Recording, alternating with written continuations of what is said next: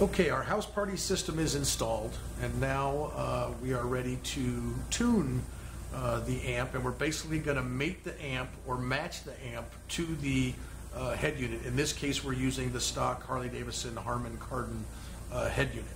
So the first thing that you want to do when you get ready to set up the amplifier is you want to, with your volume control knob, you want to scroll through the bass, treble, display, volume, and you're going to get to a button that says AVC.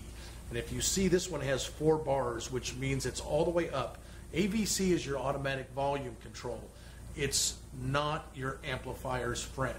So what you want to do is take the AVC, scroll down your volume button all the way till it says off. That's how you want to start tuning your amp. You don't want to use an automatic volume control when you're running an amplified stereo system. The two of them do not work well together. Eric is going to walk us through the setting up of the gain controls and basically the mating of this to the amp.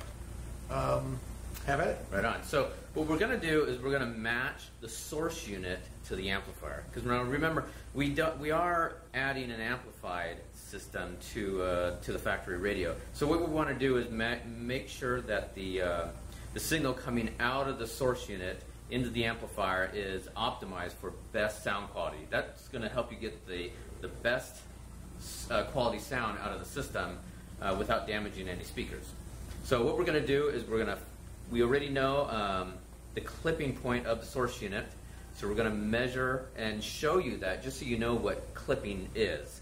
So do a lot of your customers have issues with clipping? Yeah, well, I think what we've discovered is that the Harman Kardon unit starts clipping at a certain volume level. It's really once it's amplified and once this premium sound equipment has been hooked to it, at about 2/3 volume, it seems like just the Harman head unit starts to clip. So you don't need all that volume. You've souped this up so much that you don't. You're used to cranking it all the way to full volume because of the small factory speakers that you had and the low power that the system put out. But now you really don't need that much power. You can get 5 times as much quality of sound and volume from being at half volume level. So it's kind of training yourself not to be so heavy thumbed on your volume switch is another reason why we have you put the automatic volume control off. So really, a rider, when they are riding around, they want to make sure that they do not pass that 2/3 threshold on their display, right? So that way we continue to get a clean signal from the source unit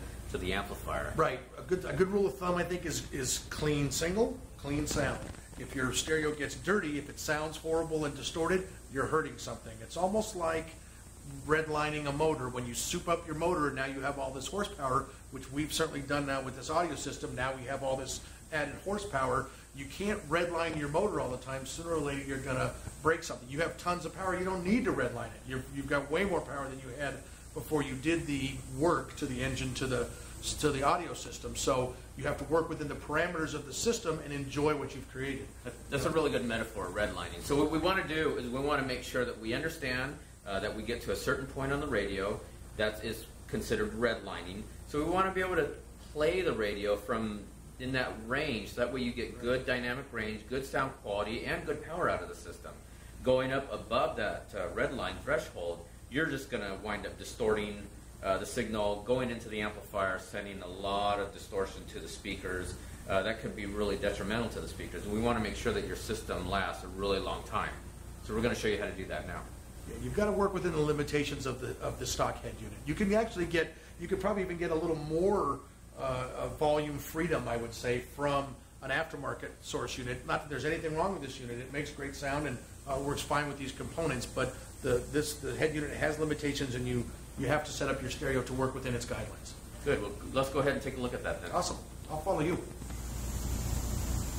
Okay, Paul, so what I'm going to show you is that term clipping that we talked about earlier. What we're doing is we're finding the maximum clean signal output from the radio and feeding it into the amplifier. So what I did is I hooked up a little scope meter here, and this sine wave is actually reading the output signal from the radio. In the radio, I put in a 1 kilohertz test tone at 0 dB. Now, of course, I disconnected the speaker output so that we're not hearing a very loud 1 kilohertz tone through our speakers. This is just for a demonstration. So what I've done is I've adjusted the volume of the radio so that the bars are about 12 to 13 bars. It's just under the E under volume on the source unit. So if I increase and turn this up even higher, what's happening is the signal is distorting. Now, we don't want that going into the amplifier. So we want to make sure that our volume is kept at about 2/3, and that way we'll get a clean signal from the radio down into the amplifier. Very interesting. So when you get over there, the signal gets so dirty that it really starts obviously distorting, but it also it's hard for the amp to take that kind of distortion for any length of time. Would that be a good way to... Yeah, and what happens is because we're using an amplified system, you're actually amplifying that even more and sending that dirty signal onto the speakers. So we want to make sure that the volume on the source unit is about 12 to 13 bars at its maximum. That will allow the clean signal from the radio to get to the amplifier. That way we're amplifying good, clean signal to the speakers.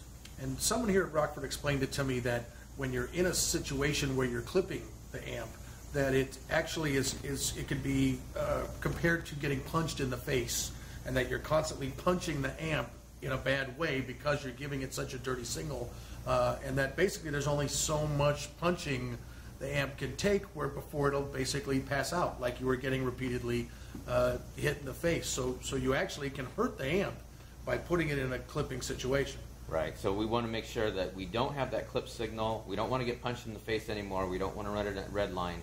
We want to back it off just a little bit to about that 12 to 13 bar range. Again, look at it for the E on volume on your display, and that should get you a good clean signal out of these Harley-Davidson radios. So a good rule of thumb is, since most people won't have a scope and be setting up their system like this, is a good rule of thumb is volume no higher than under the E, and that if you're rocking down the freeway and your sounds horrible, if it's distorted and dirty and sounding horrible, it's not good. So reduce the volume a little bit and lighten it up. So Paul, looks like we have a pretty good understanding of how to install a premium Rockford Fosgate system in a motorcycle. Yeah, I agree. It's really not as difficult as some people would think. There's just some parameters you have to work within depending on the equipment you've chosen. And your kits come with everything that the do-it-yourself installer needs, right? It comes with harnesses, hardware. That's correct. Everything. It's the whole point of the systems is that they are direct install on your particular model of Harley-Davidson. Great. So these are very specific for motorcycle installs. So you're going to get a great sound quality.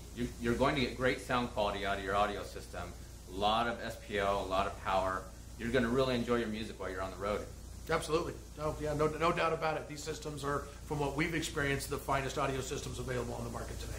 Great. Well, that sounds like a good thing. So let's go ahead and wrap this up. For Rockford Fosgate, I'm Merrick Russell. From Paul Yaffe's Bagger Nation, I'm Paul Yaffe, and thanks to Lee, our master installer, for helping us out with this. And boom technician. Let's turn this on. Let's see what this sounds Yeah, like. when you're choosing a Rockford's Fosgate Bagger Nation house party system, this is what you can expect.